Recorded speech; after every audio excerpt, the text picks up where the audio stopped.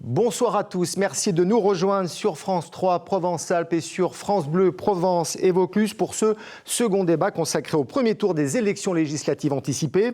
Nous allons cette fois nous intéresser à la deuxième circonscription des Alpes de Haute-Provence. Un petit rappel pour commencer, lors des élections européennes du 9 juin dernier, c'est le Rassemblement national qui est arrivé en tête dans ce département avec un peu plus de 36%. Merci aux trois candidats qui ont accepté de débattre ensemble. On va passer aux présentations. Sophie Vaginet, bonsoir. Bonsoir. Vous vous présentez sous l'étiquette Les Républicains à droite et vous êtes soutenu par le Rassemblement national. Léo Walter, bonsoir monsieur, vous êtes député sortant et vous vous présentez sous l'étiquette du Nouveau Front Populaire. Enfin, Dominique Blanc, bonsoir madame, vous représentez Ensemble pour la République dans ce scrutin. Voilà pour le tour de table. Sachez aussi que vous aurez, dès la fin de ce débat, 30 secondes à chacun pour conclure sur un thème de votre choix. Les autres candidats, on va voir l'affiche derrière moi, qui se présentent dans cette deuxième circonscription des Alpes de Haute-Provence sont Léo Reynaud sans étiquette, Henri Sivoc de Lutte ouvrière et Myriam Cadenel pour Reconquête. Avant de débuter, petit tour d'horizon de cette circonscription, quelles sont les communes concernées et les résultats aux dernières élections législatives de 2022. On regarde ce résumé préparé par Julie Arboin et on se retrouve dans un instant. Cette circonscription regroupe plusieurs villes des Alpes de Haute-Provence, comme Barcelonnette, Forcalquier, Manosque ou encore Sisteron. Territoire à gauche depuis 2022, le député sortant et candidat à sa réélection, Léo Walter, l'avait emporté de peu, avec 51% des suffrages et seulement 900 voix d'écart face à Christophe Castaner pour le parti présidentiel. La participation pourra faire la différence dimanche, 48% d'abstention enregistrée lors des dernières législatives. Autre particularité, l'absence de candidat des Républicains. C'est la maire de Barcelonnette, Sophie Vaginet, qui se présente, soutenue par le Rassemblement national. Le RN, qui est arrivé en tête des élections européennes dans le département, avec 36% des voix. Au total, plus de 66 000 personnes étaient appelées aux urnes en 2022. Quelques questions qui s'adressent à chacun d'entre vous et qui concernent bien sûr cette dissolution. Emmanuel Macron a écrit une lettre aux Français et dans ce courrier, il parle, je le cite, de cette colère tournée contre lui. Dominique Blanc, c'est quoi ? C'est de l'orgueil mal placé ? Je pense que c'est la prise en compte d'un ensemble de réalités, à savoir le score des européennes, et puis une dissolution qui venait essentiellement du comportement à l'Assemblée nationale des opposants depuis plusieurs semaines, voire plusieurs mois. Ça devenait intenable, donc la solution, effectivement, c'était la dissolution. Alors, Édouard Philippe, l'ancien Premier ministre, a parlé d'une forme d'inconscience dans ce choix. Il va loin quand même. Édouard Philippe, c'est Édouard Philippe. Moi, je pense que le président, avec sa façon de réagir sur d'autres thématiques de jadis, notamment le Covid, il a su, quelque part, apprivoiser l'imprévisible. Donc, je suppose que dans sa façon à lui de penser, à savoir le président, il a raisonné de la même façon. Léo Walter, cette campagne un peu éclair des législatives, a-t-elle provoqué une prise de conscience chez les électeurs que vous rencontrez sur le terrain ? Alors c'est évident, nous on constate sur le terrain une mobilisation absolument massive et qui n'a rien à voir avec celle de 2022 qui pourtant dans la circonscription avait déjà été très importante. Je pense qu'effectivement il y a un sursaut citoyen qui s'oppose à deux choses en fait. Moi j'entends qu'on me dit ça ne marchait pas à l'Assemblée nationale, il fallait dissoudre. Nous de toute façon on se préparait à la dissolution depuis le début, on savait que ça serait difficile pour un président qui supporte très mal l'opposition de pouvoir continuer à travailler avec nous, mais cela dit, c'est tout à fait faux de dire que ça n'avançait pas. On était par exemple au moment de la dissolution en train de travailler sur un texte qui était, selon le président Macron lui-même, fondateur pour son deuxième quinquennat, à savoir le projet de loi sur la fin de vie. Et ça faisait plusieurs semaines qu'en commission ou dans l'hémicycle, on avait des débats qui étaient de très bon niveau. On était prêt à voter un excellent texte le 18 juin au soir par vote solennel. Donc déjà, cet argument-là me semble un petit peu problématique. Mais je voudrais revenir sur cette irresponsabilité dont parle Édouard Philippe. Vous Vous citiez la lettre du président. Moi, je voudrais citer une de ses déclarations qu'il a faite le 10 juin dernier à Oradour-sur-Glane. Il a quand même le sens du symbole ou pas, cet homme-là. Il a dit « Je prépare ça depuis des semaines et je suis ravi. Je leur ai balancé ma grenade dégoupillée dans les jambes. Maintenant, on va voir comment ils s'en sortent. » Je pense effectivement que nous avons affaire à une décision parfaitement irresponsable. Sophie Vaginet, en quoi le Rassemblement national aujourd'hui est-il différent de celui d'hier, puisque vous avez claqué la porte des Républicains en 2022 ? Il est différent, on le voit depuis 2022. Il y a un groupe de 89 élus à l'Assemblée nationale, 89 élus du Rassemblement national qui ont montré de la hauteur, qui ont montré aussi du sérieux dans le travail parlementaire. Et aujourd'hui, dans le programme qui est proposé par Jordan Bardella, il y a une volonté d'ouverture à droite et une volonté d'aller vers cette politique de droite et vers l'alternance aussi. Je parlais des Républicains parce que le député sortant Aurélien Pradié, ancien vice-président des LR, a lui aussi claqué la porte ce matin. Il dit que le parti des LR est mort. C'est aussi votre point de vue? C'est la stratégie d'Emmanuel Macron depuis qu'il a été élu président de la République. Il se positionne sur l'extrême centre et donc après avoir laminé le PS, il s'est occupé des Républicains cette fois-ci. Moi, ce que je pense, je me suis éloignée de ce parti parce qu'on voit qu'il était dans l'immobilisme total et dans la paralysie. Et aujourd'hui, il faut qu'on puisse rassembler la droite. Et donc, c'est dans cette optique-là qu'aujourd'hui, j'ai rejoint la proposition du Rassemblement national qui propose cette ouverture à droite et ce rassemblement des droites. Mais vous êtes proche d'Éric Ciotti ? Alors oui, on a cheminé ensemble, du coup, par des chemins différents, mais parallèles, pour aboutir aujourd'hui à être ensemble sur ce positionnement d'union des droites, oui. Si je puis me permettre, oui, allez-y, oui. Deux petits points par rapport à ce qui a été dit par Mme Vaginet. Alors d'abord, ils ne sont plus 89, ils sont 88, puisqu'ils ont perdu un siège lors des dernières élections partielles. Et je tiens à vous dire, moi je siège avec eux depuis 2 ans. Je pense que vous n'imaginez pas ce qu'ils défendent à l'Assemblée nationale. Parce que je vous connais, on s'est rencontrés à plusieurs reprises. J'ai pu lire vos déclarations en décembre 2022, lorsque vous avez quitté les Républicains avec David Géant, avec Camille Galtier, parce que vous ne pouviez pas rester avec Éric Ciotti dans un parti qui flirtait avec le Rassemblement national. Je vous promets que ce qui se passe à l'Assemblée nationale, ce que défendent les membres du Rassemblement national à l'Assemblée nationale, est tout à fait cohérent avec le programme historique du Front national. Et vous parliez d'Aurélien Pradié. Il quitte les Républicains pour les raisons exactement inverses à celles de Mme Vaginet. Puisque lui dit le gaullisme existe encore, les Républicains sont morts, donc il s'éloigne un peu plus du Rassemblement national, alors que Mme Vaginet le rejoint. Donc je pense qu'il faut quand même poser les choses comme elles sont. Je vous donne un tout petit exemple. Alors je ne suis pas du tout d'accord avec... Assez rapidement, ensuite on abordera le premier thème. Lors des débats sur le projet de loi fin de vie, les amendements du Front national, enfin du Rassemblement national, pardon, visaient par exemple à interdire aux prisonniers d'avoir accès au projet de loi fin de vie, aux possibilités de la fin de vie, aux soins palliatifs en prison. Voilà, c'est un exemple parmi tant d'autres de ce que défendent les députés Rassemblement national à l'Assemblée nationale. Et donc je pense que peut-être vous vous trompez sur ce qu'est devenu le Rassemblement national aujourd'hui. Je vous laisse répondre, allez-y. Oui. Alors d'abord sur le fait que je ne sois pas sur la même ligne qu'Éric Ciotti, les conditions particulières qui ont fait que j'ai quitté les LR en 2022 étaient qu'il y avait une situation particulière au niveau départemental où on avait récupéré d'ailleurs un département qui était à gauche et qui est devenu à droite et où avec des maires du département, des élus locaux, on a privilégié aussi l'alliance de la droite au niveau départemental. Mais comprenez qu'on a du mal à comprendre votre positionnement. C'est ou avec Éric Ciotti ou avec le Rassemblement national. C'est avec qui précisément? C'est pour apporter un éclairage. C'est pas du tout Éric Ciotti qui est en cause. Moi, j'étais cadre des LR et j'ai été secrétaire départementale mise en place par Laurent Wauquiez. Donc, je ne suis pas du tout sur le positionnement qu'on souhaite où on souhaite m'installer. Je suis au contraire sur une ligne ferme d'une droite installée et donc ces prétendus changements de cap n'existent pas en réalité. J'étais un soutien de Laurent Wauquiez, qui m'a nommée secrétaire départementale du département des Alpes-de-Haute-Provence. La page est tournée. Avec Laurent Wauquiez, la page est tournée aussi. Et aujourd'hui... Il y a les élus de droite du département dont vous parlez, puisque vous avez quitté la majorité de Renaud Muselier. Donc il y a quand même un changement de cap à un moment donné, Madame Vagili. Dans la droite, aujourd'hui, il existe plusieurs courants et je le revendique et ça fait partie aussi de la démocratie. On l'a bien compris. On va passer au premier thème, l'accès aux soins et les déserts médicaux. Selon la Caisse d'assurance maladie, il manquera d'ici 2030 60 médecins généralistes dans ce département des Alpes-de-Haute-Provence et 155 communes sont sans offre de santé.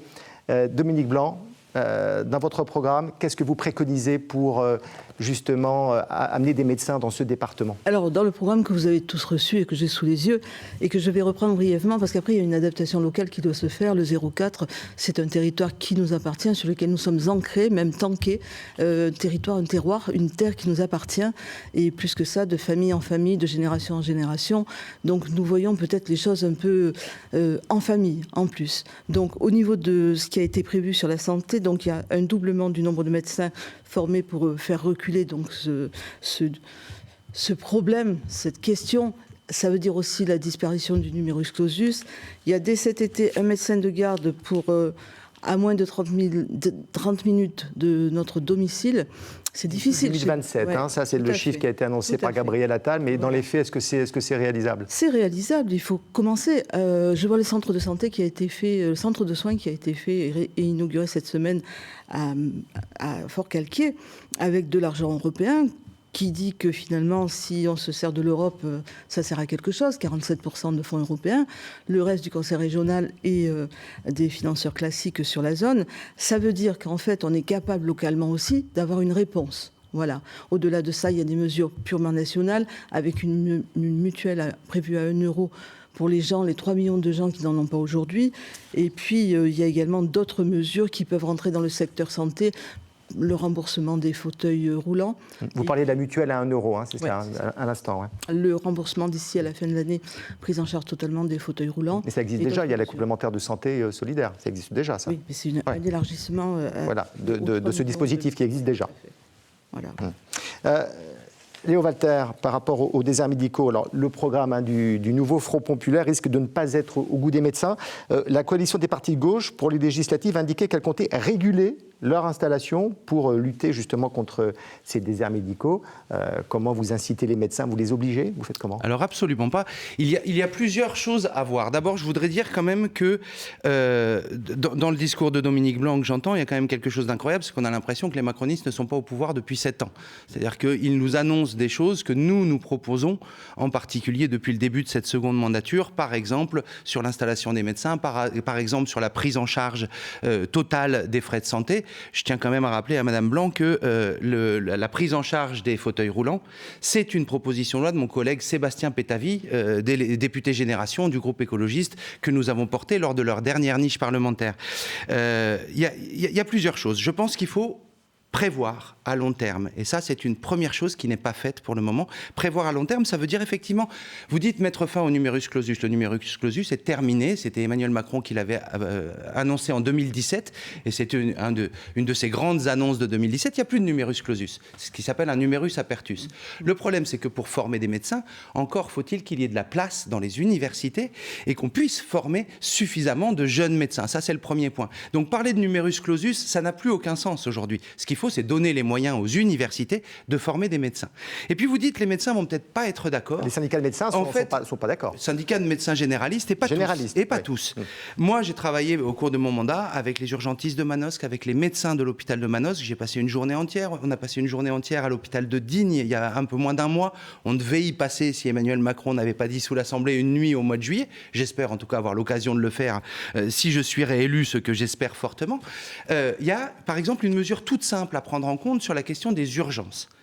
Il y a eu la suppression de la CAMU. Alors c'est un peu technique, c'est la certification d'aptitude à la médecine d'urgence qui a été remplacée par un diplôme d'État, un DES, qui fait qu'aujourd'hui, un jeune médecin qui s'engage dans la carrière d'urgentiste, il reste coincé pour l'ensemble de sa carrière. Alors qu'avant, quand il passait, en plus de ses études, cette certification, il pouvait, au bout de 10 ans, 15 ans, déposer sa plaque de généraliste ou alors rejoindre sa spécialité qu'il avait préparée. Tous les médecins de la médecine d'urgence nous disent, gardons le DES, c'est pas un souci, mais réinstaurons la la CAMU. J'allais déposer, là, au moment de la dissolution, une proposition de loi pour réinstaurer la CAMU. Je finis juste sur un petit point, sur la question des déserts médicaux et de l'installation des médecins, puisque vous m'avez posé la question. Nous sommes porteurs d'une proposition de loi transpartisane depuis déjà 2022. Transpartisane, ça veut dire avec des députés de la majorité présidentielle, avec des députés des Républicains, avec des députés de tous les groupes de la NUPES à l'Assemblée nationale, pour lutter contre les déserts médicaux. Et ce que nous proposons, c'est non pas une obligation d'installation, c'est une prise en charge des études en échange d'une obligation d'installation pour un temps donné. Et puis surtout, c'est l'interdiction de s'installer dans les endroits où il y a déjà trop de médecins. C'est tout autre chose. Je vais faire agir Sophie Vaginet, une réaction à ce que vient de dire Léo Walter. Oui, alors évidemment qu'il faut prévoir la formation des jeunes médecins, mais ça c'est une politique qui est déjà mise en œuvre avec la disparition du numerus clausus. Vous allez plus loin, vous voulez supprimer les agences régionales de santé. Hein. Voilà, ce qui est très important aujourd'hui et ce qu'il faut voir dans la réalité d'un élu local, parce que c'est les élus locaux qui sont face à ces difficultés d'implantation et de santé publique, souvent dans leur commune. Donc c'est de lever les barrières technocratiques et en matière de santé, il y en a une qui est très importante et on parle des urgences à Manosque par exemple, où le maire de Manosque a beaucoup de difficultés alors qu'il est très engagé pour réouvrir ces urgences et on a des difficultés avec des agences déconcentrées de l'État, 470 agences dont l'ARS qui sont en fait des technocrates et qui sont complètement décorrélés des problématiques politiques. Mais est-ce que vous n'allez pas déstabiliser les hôpitaux en supprimant ces agences régionales de santé ? Il faut remettre du lien dans le pouvoir des élus locaux, dans la décision d'implantation et des solutions très pratiques. Également dans les zones rurales, pour un département comme le nôtre, il y a la possibilité aussi pour des médecins qui ont pris la retraite de pouvoir aussi leur donner les conditions financières d'avoir aussi, de reprendre une activité aussi à la demande et selon leur volonté. On va aborder le deuxième thème, on quitte les déserts médicaux pour parler de l'environnement et de l'écologie. J'aimerais que l'on aborde donc ce thème, si vous le permettez. Alors, il n'est pas en première ligne dans les programmes et dans les discours des candidats. C'est pourtant la deuxième préoccupation des Français. L'objectif européen est de réduire de 55% les émissions de gaz à effet de serre et celui d'atteindre la neutralité carbone d'ici 2050. Dans la France, d'après ces législatives, est-ce qu'on va rester sur cette trajectoire, accélérer, revenir en arrière ? Madame Blanc ? On est en cours, en fait, sur toutes ces mesures-là. On est au top actuellement sur pas mal de mesures en cours qui fonctionnent bien, avec un ministre, tout ce qui est réduction des effets de serre et autres, sur des grands projets, sur notre département toujours, avec sur la première circonscription et tout ce qui est solaire, qui nous permettent de décarboner les zones de fosse, etc. Alors, nous sommes un département en pointe à ce niveau-là. Après, les mesures nationales, vous les connaissez, elles sont dans notre programme, je n'y reviendrai pas. Je pense qu'en fait, si avec la batterie de 100 000 véhicules donc, qui arrivent en électrique avec un système social intéressant pour cette partie financière à prendre en charge de cette façon-là, c'est pas mal aussi. Il y a différentes mesures qui nous permettent d'être bons partout, même au côté nucléaire. Donc, est-ce qu'on peut privilégier les transports ferroviaires ? C'est un téléspectateur qui nous a posé la question cette semaine. Moi, j'aurais privilégié la mobilité dans l'ensemble, tout simplement parce qu'on est un territoire particulier, le 04, et que en fait, on a toute une discipline qui va avec le tourisme, qui représente 40% de notre PIB. Donc, tourisme, ça veut dire voiture, vélo, etc. Train, bien sûr, train de nuit qui va jusqu'à Briançon, théoriquement. Voilà, si tout va bien. Il y a plein de choses à faire. Il n'y a pas que le train. Mais les voitures électriques, donc vous revenez sur 5 000 véhicules propres en location, oui. Une centaine d'euros par mois, c'est ça ? Un leasing social, oui, tout à fait. Sur les voitures électriques, justement, au Rassemblement national, pendant la campagne des élections européennes, vous souhaitiez interdire de vendre des véhicules thermiques en 2035. Vous voulez revenir sur cette décision de la France. Comment vous faites pour avancer dans ce domaine ? On est confronté à une réalité. Aujourd'hui, dans un département comme les Alpes de Haute-Provence, la voiture électrique, ne serait-ce qu'en secteur de montagne, elle n'est pas du tout adaptée. On a besoin de bornes de recharge tous les 100 km, ce qui n'existe pas du tout.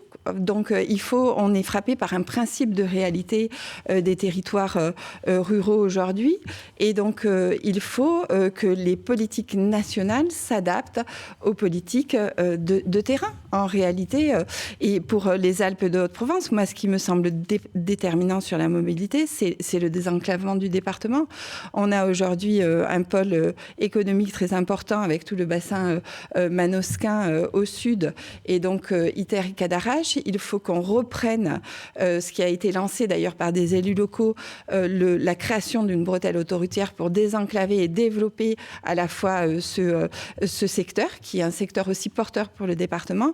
Et au nord du département, il faut reprendre à minima, alors je ne dis pas une autoroute parce que ça serait une promesse trop ambitieuse, me semble-t-il.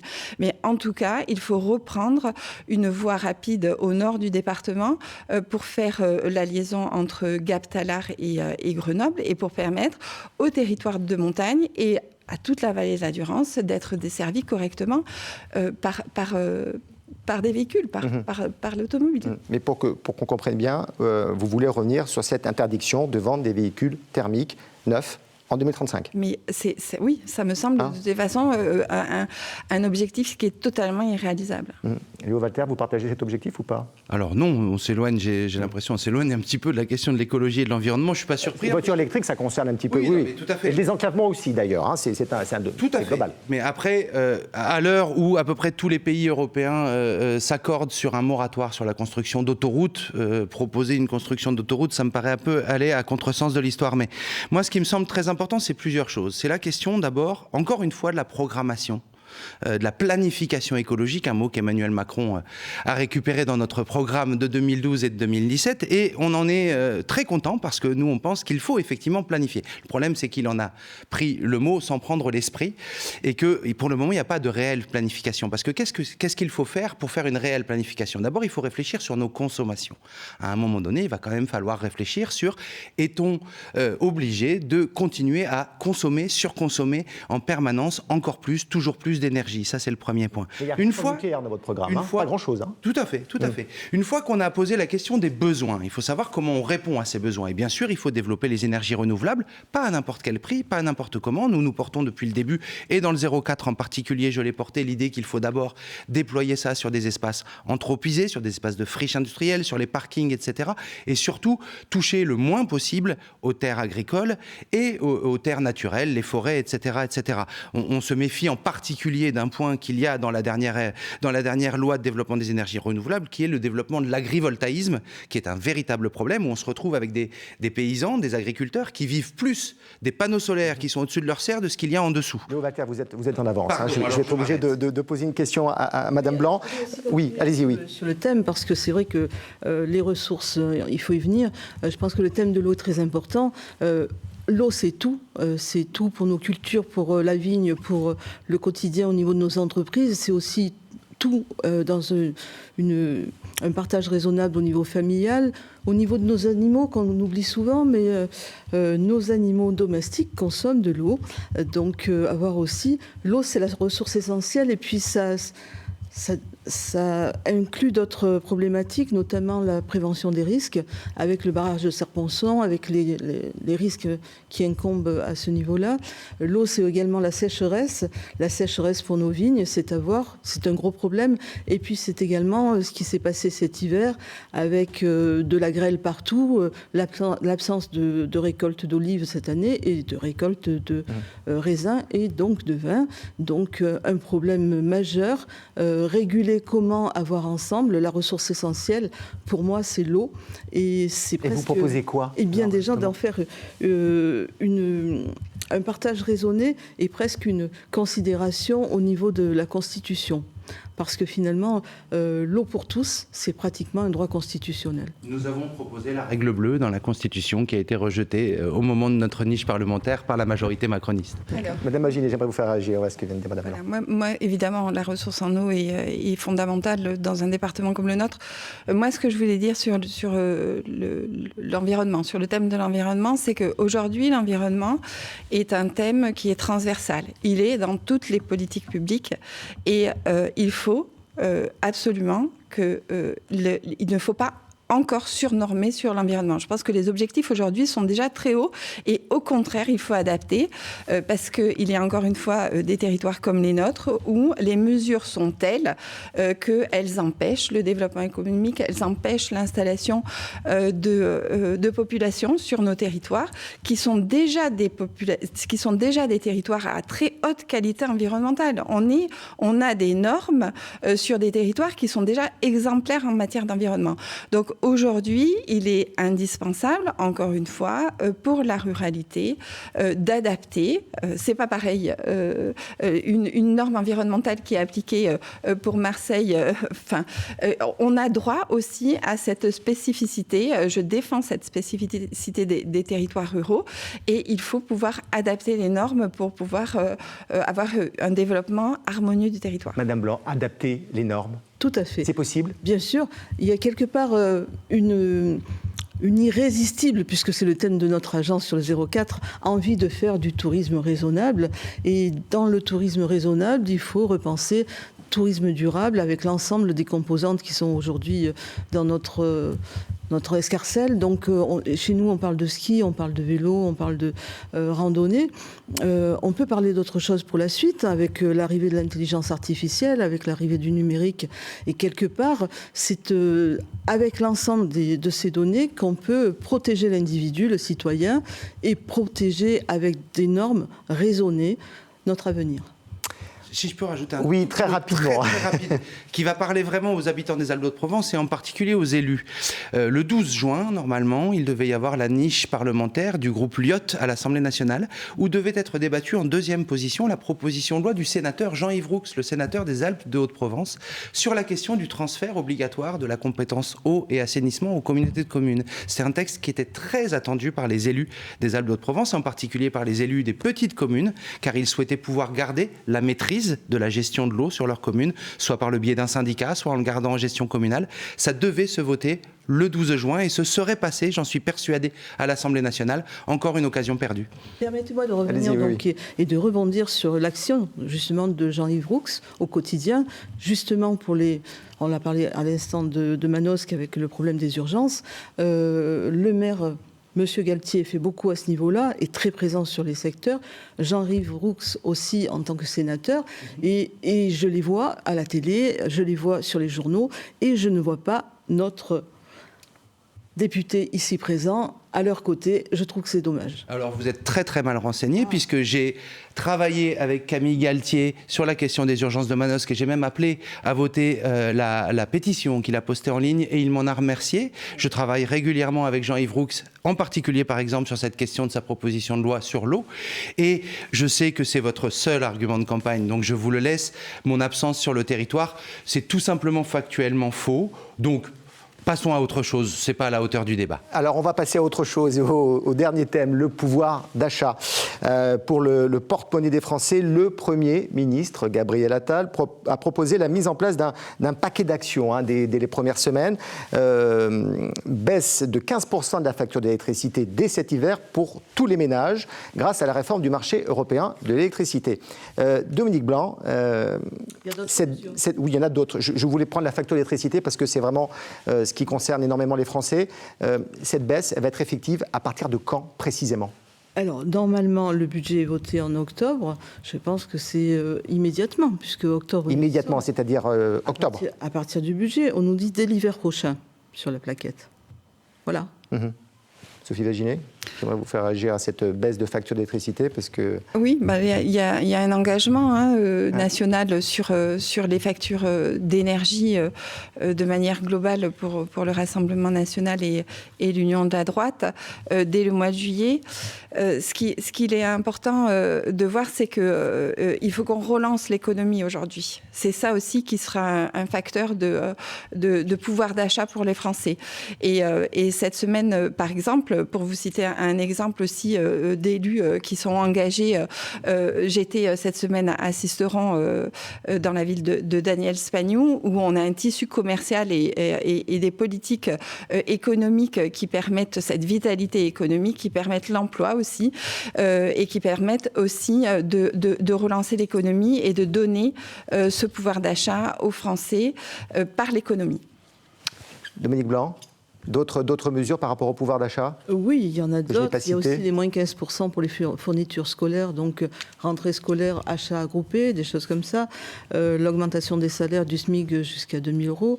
Mais d'autres mesures aussi pour les agriculteurs, avec tout ce qui a déjà été mis en place et qui est en train d'être réalisé sur les prix planchers par filière. Il y a également, au niveau du budget, c'est indirect, mais c'est là, le budget de la défense nationale. Il y a aussi le budget militaire. Donc, dans le budget militaire, il y a une partie investissement fonctionnement. Donc, il y a forcément des mesures pour le pouvoir d'achat. Léo Walter, le SMIC, on en a beaucoup parlé.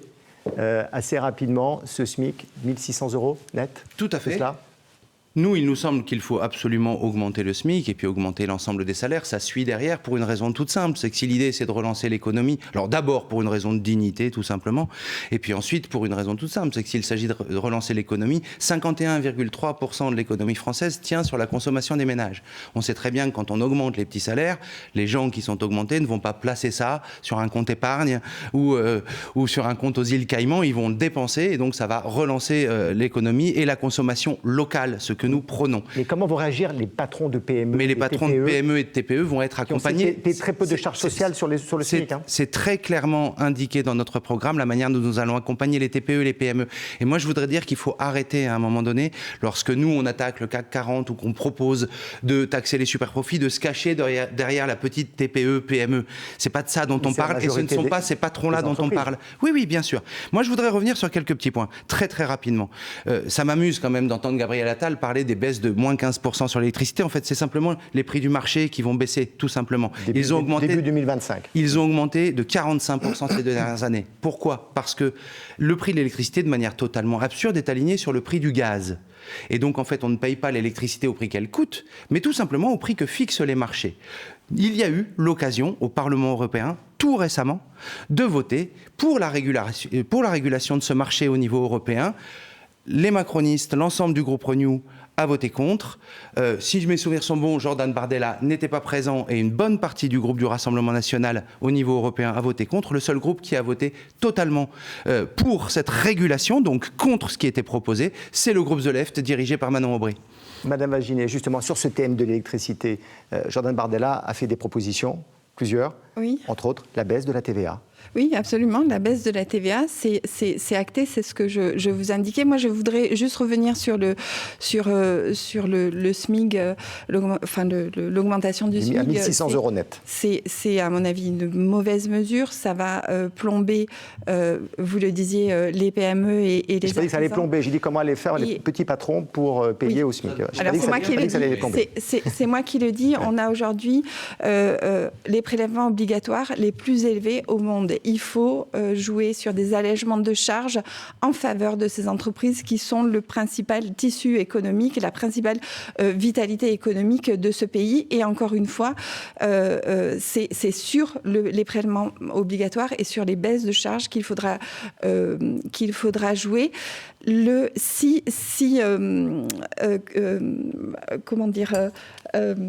On est vraiment sur ce positionnement-là. Vous êtes aussi sur une proposition d'augmentation de 10% des salaires. C'est une proposition. Oui, il faut laisser le choix. Et une baisse sur les charges sociales. Une baisse sur les cotisations sociales. Ce ne sont pas des charges, ce sont des cotisations. Exactement. Mais vous ne demandez pas au patron d'augmenter de 10%. Vous ne les obligez pas. Non, il ne faut pas niveler. Il faut, en fixant une somme et en imposant aux chefs d'entreprise, finalement aussi, on nivelle par le bas. Donc parce que la disparition du SMIC ? Absolument pas, parce que finalement, les classes moyennes, ceux qui sont diplômés, qui ont aussi des petits salaires, parce que la conjoncture économique est difficile aujourd'hui, eh ben, ils ne seront pas augmentés, alors qu'il y aura peut-être des salariés qui vont être augmentés automatiquement. Ça crée des injustices sociales. Et en fait, il faut donner de la liberté pour pouvoir créer des conditions économiques pour que les salaires augmentent. Dominique Blanc, par rapport aux salaires, les salaires sont assez bas en France, hein, tous les responsables politiques le disent. Vous préconisez quoi ? Alors, une mesure qui se rapproche de ce qu'on a dit là, hein, donc une augmentation des salaires entre le SMIC et 2 000 €, je l'ai abordé là, donc avec une réforme des charges sociales, c'est vrai. Et puis, il y a d'autres mesures qui sont indirectes finalement et qui rejoignent finalement un mieux-être, un mieux vivre. Notamment, vous savez qu'une des mesures phares, c'est égalité homme-femme. Et lorsque des enfants arrivent dans le foyer, la possibilité justement de prendre un congé parental mieux rémunéré, c'est aussi une hausse du pouvoir d'achat. Alors, il n'est pas mieux rémunéré, il est plus court. Il est plus court, oui. Mais... Et vous voulez le développer ? Vous voulez encore augmenter ce congé parental ? Moi, j'auditerai l'ensemble de mes manosquins pour avoir une idée de ce qui peut se passer. Je pense que là-dessus, des choses sont flexibles. Sophie Laginet ? Sûr ? Justement, sur le congé parental, la famille, justement. La famille. Eh ben, c'est un sujet central aujourd'hui, très important. Je crois que sur la jeunesse en particulier et sur l'autorité, il faut rétablir aussi l'autorité, le civisme et sur la formation. Moi, j'ai rencontré des chefs d'entreprise durant cette campagne qui m'indiquaient qu'ils avaient des difficultés à trouver des ouvriers qualifiés, à avoir de l'apprentissage, à aller vers la formation. Donc, sur la jeunesse en particulier, il va falloir s'orienter vers ces sujets de manière très sérieuse. L'apprentissage, justement. Ça, on peut dire qu'effectivement, l'apprentissage s'est énormément développé ces dernières années. Il faut encore aller de l'avant, Madame Blanc ? Je pense que c'est une solution majeure pour la suite, à savoir, il y a eu les programmes Erasmus qui ont permis aussi une forme d'apprentissage et qui sont vraiment présents parmi nous sur nos secteurs. C'est aussi une façon de se disculper de ce qu'on n'est pas arrivé à faire jusqu'ici au niveau des grandes universités. Il y a peut-être entre les universités et le quotidien, une nouvelle forme d'apprentissage à voir ensemble sur des secteurs déterminés. Je pense essentiellement à des métiers autour de l'ingénierie. Nous avons Cadarache, nous avons ITER. Est-ce qu'il n'y a pas possibilité de créer quelque chose, des diplômes spéciaux d'ingénieurs qui permettent à nos jeunes de rester là avec cette forme d'apprentissage un peu classique et puis un peu apprentissage direct puisque nous avons les sites qui s'y prêtent. Par rapport à l'apprentissage, Léo Walter, très rapidement. Alors, très rapidement, par rapport à l'apprentissage, d'abord, on assiste à la destruction du lycée professionnel et nous sommes de fervents défenseurs du lycée professionnel et de l'excellence du lycée professionnel. Nous proposons par exemple de revenir à un bac professionnel en 4 ans, ce qui était le cas avant. L'apprentissage, pourquoi pas ? Moi, j'ai un fils qui a été apprenti, c'est pas la question. La question, c'est est-ce que cet apprentissage ne vient pas finalement servir de main-d'œuvre bon marché ? Allez, Léo Walter, je suis désolé, il va falloir conclure. J'avais quelque chose à dire sur la baisse vous allez de la pouvoir TVA. Le dire car c'est le moment de la carte blanche. Vous avez 30 secondes pour conclure. C'est à vous, le tirage au sort vous a désigné. Très bien. Alors, écoutez, moi, je voudrais parler aux électeurs des Alpes de Haute-Provence, en particulier, bien sûr, ceux de la 2e circonscription, leur dire que dimanche 30 juin et dimanche 7 juillet, ils ont le choix entre 3 choses. La première chose, c'est Emmanuel Macron, dont on a parlé, le gouvernement d'Emmanuel Macron, sa brutalité sociale, son inaction écologique, son mépris pour la démocratie.